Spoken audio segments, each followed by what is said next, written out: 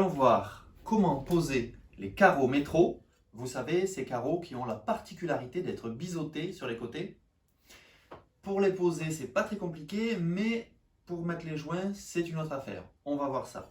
On va poser ces carreaux métro sur une plaque de placo hydrofuge, spécial salle de bain notamment.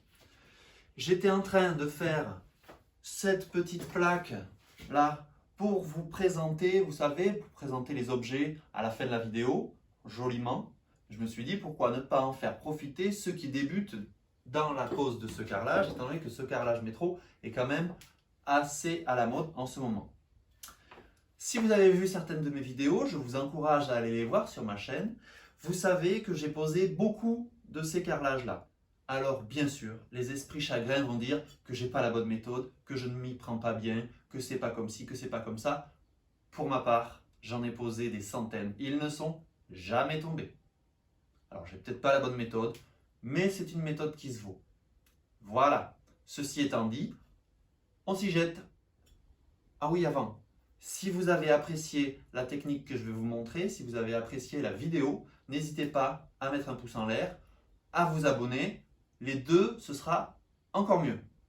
Allez, on s'y jette.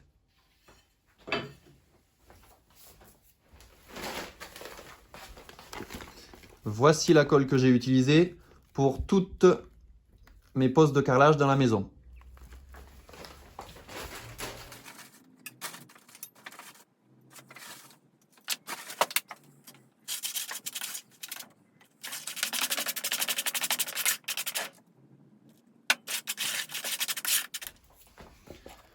Alors, j'ai l'habitude de faire une colle assez fluide. Ça me permet de pouvoir déplacer un tout petit peu les carreaux une fois qu'ils sont en place. Et ça me permet de pouvoir étaler plus de colle sur le support pour poser en même temps plusieurs carrelages.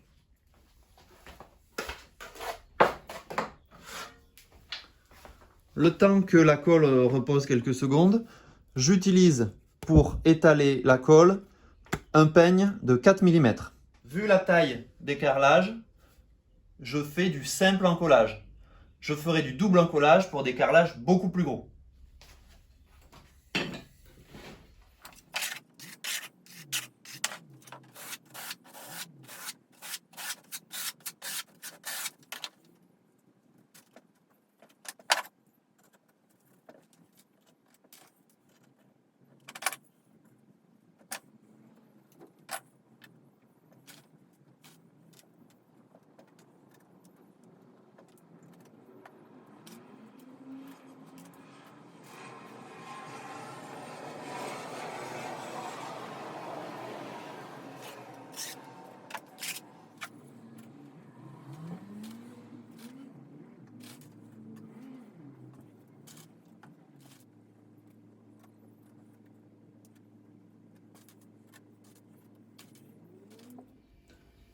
Donc, ça y est, j'ai fini de poser mes carrelages.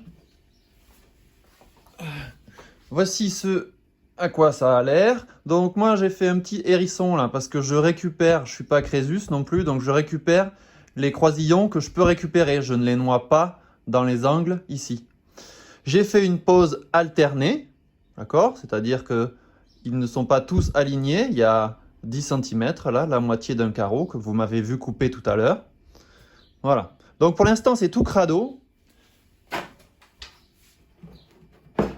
Mais ne vous en faites pas, une fois que tout sera bien sec, on va venir enlever les croisillons, gratter pour pouvoir mettre le joint. Et ce sera nickel. Ne vous en faites pas pour ça. Que vous en ayez une petite surface ou une très grande surface, verticale ou horizontale, il n'y a pas de problème. Ou plutôt horizontale ou verticale contre le mur, il n'y a aucun problème. Une fois que c'est bien sec, ça tient, on peut gratter. Allez, donc on laisse sécher. Pour vous, ce sera tout de suite. Pour moi, c'est dans quelques heures. Allez, à tout à l'heure. Nous revoici quelques heures après. Tout a bien pris, a bien séché. On va enlever les croisillons, nettoyer tout ça et se préparer pour faire les joints.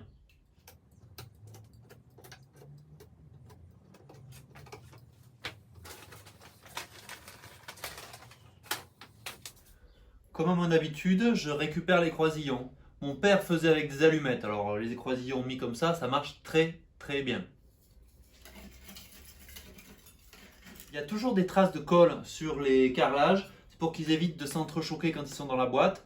C'est pratique pour ça, mais alors après il faut tout gratter, tout nettoyer, carreau après carreau. Quand on fait ça, ça va. Quand il y en a tout un mur, voire 4 murs, là c'est pénible.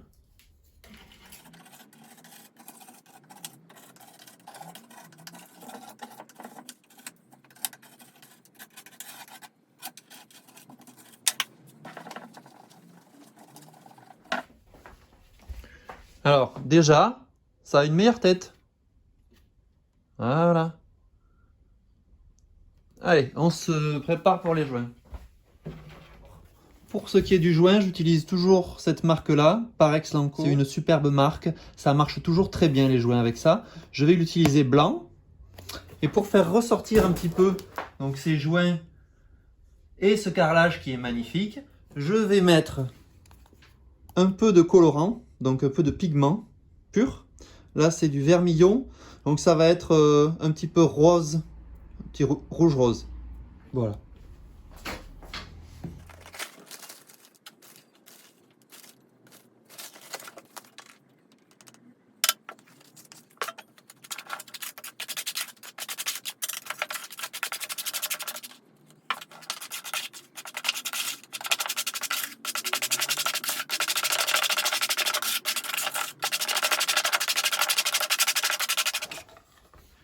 Alors, il faut faire attention de ne pas le faire trop liquide.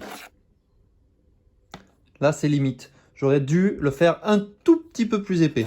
Mais bon, ça va le faire quand même. Il n'y a pas de problème. Donc, je vais écraser encore un peu, mélanger tout.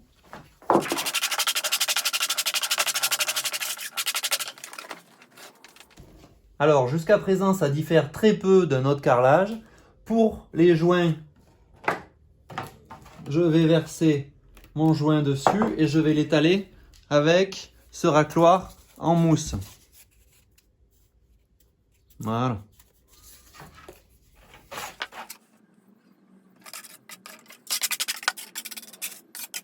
Alors je fais comme ça parce que c'est horizontal. Sur un mur, bien sûr, on va pas jeter le joint. Et maintenant on étale.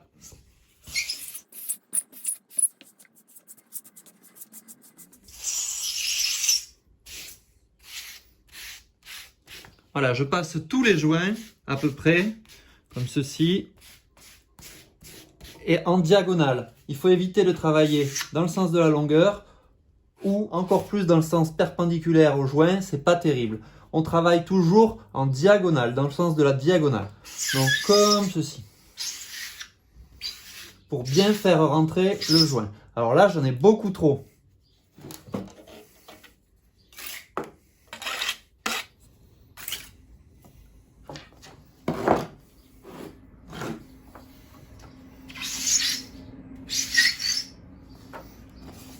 J'enlève le surplus.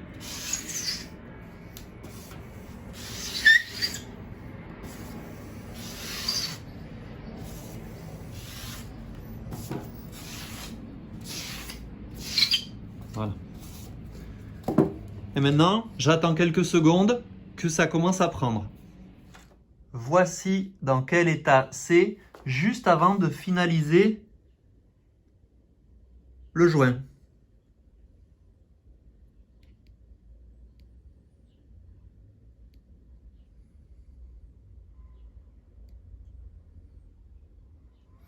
Donc on a quelque chose de pas du tout propre, assez égal, mais pas du tout propre.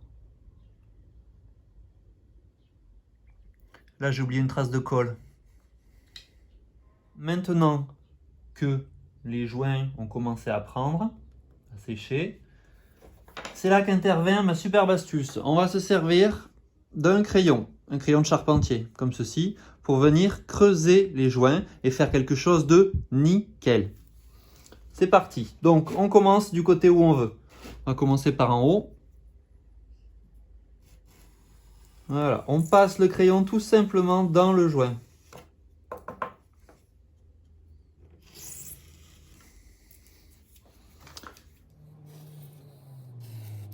Comme ceci. Je vais vous rapprocher un peu.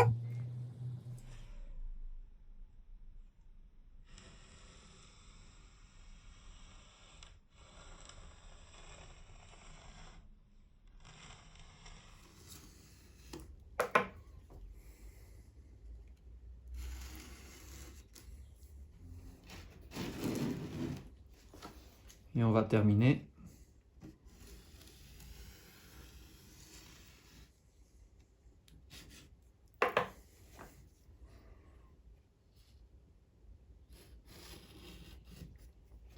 Une fois qu'on a passé tous les joints, il faut passer un premier coup d'éponge.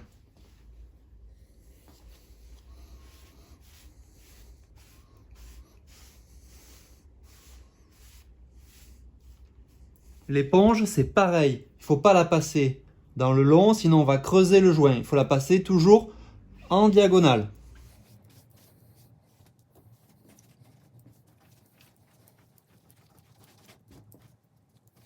Voilà. On va attendre 5 minutes et on va passer un deuxième coup d'éponge. Voilà, ça fait 5 minutes.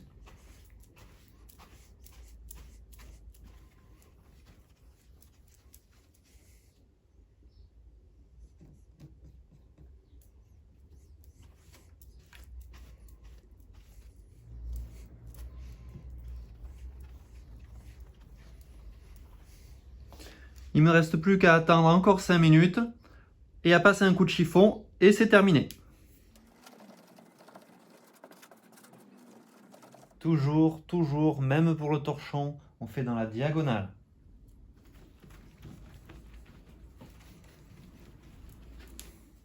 Voilà, j'espère que mon astuce avec le crayon de charpentier vous aidera ou vous aura aidé. J'espère que vous pourrez poser des centaines et des centaines de carreaux métro comme moi, sans trop d'appréhension. Si vous avez des questions, si vous voulez des précisions pour la pose des carreaux métro, n'hésitez pas à me demander tout ça dans les commentaires, j'y répondrai très rapidement. Allez, à bientôt pour d'autres vidéos.